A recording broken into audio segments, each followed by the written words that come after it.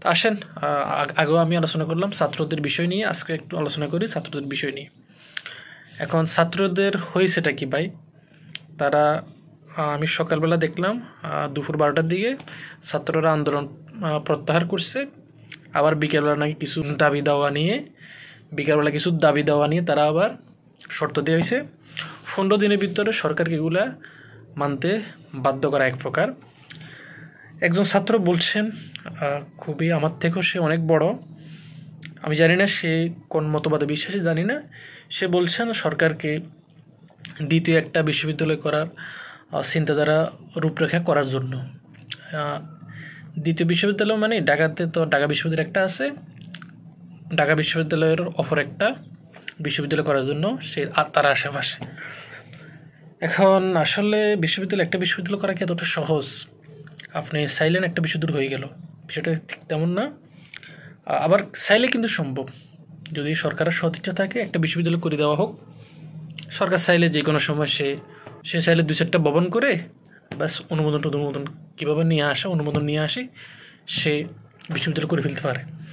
এখন এটা কি সরকার করবে? এখন বিশ্ববিদ্যালয়ে আসলে বাংলাদেশে তো বিশ্ববিদ্যালয়ের অভাব নেই। চট্টগ্রাম আছে, রাজশাহী আছে, সিলেট আছে, খুলনা আছে, ঢাকা তো আছে, তো নোয়াখালীতে আছে বিশ্ববিদ্যালয়। তো সব কিছু বিবেচনায় আমি জানি না সরকার বিশ্ববিদ্যালয় করবে কি না, করা উচিত কি না। তবে এমন কিছু চাওয়া বা এমন কিছু দাবি করা ঠিক না যেটা অপ্রয়োজনীয়, যেটা আসলে ঠিক প্রয়োজন নেই। এখন শেখ হাসিনা সরকার সে ঢাকাতে যে সেরা কলেজগুলি আছে 7টা কলেজ, সেই 7টা কলেজকে ঢাকা বিশ্ববিদ্যালয়ের অধিভুক্ত করে।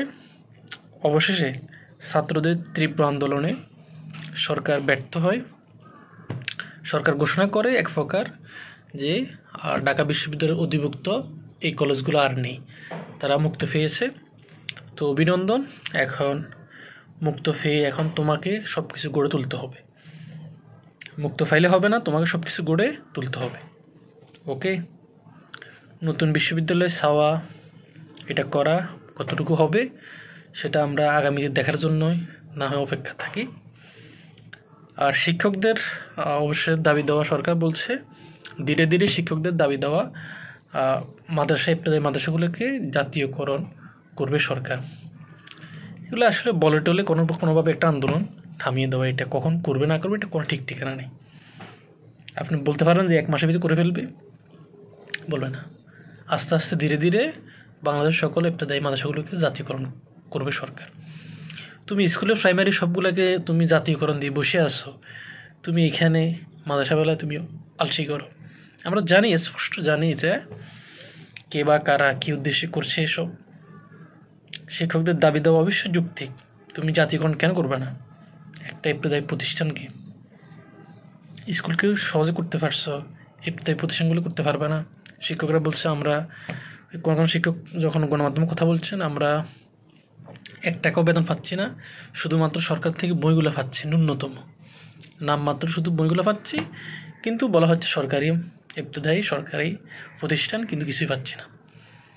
তীব্র নিন্দা প্রতিবাদ জানায় এবং দ্রুত সেই শিক্ষকদের দাবি দেওয়া জাতীয়করণ সেটা যেন দ্রুত আদায় করা হয়।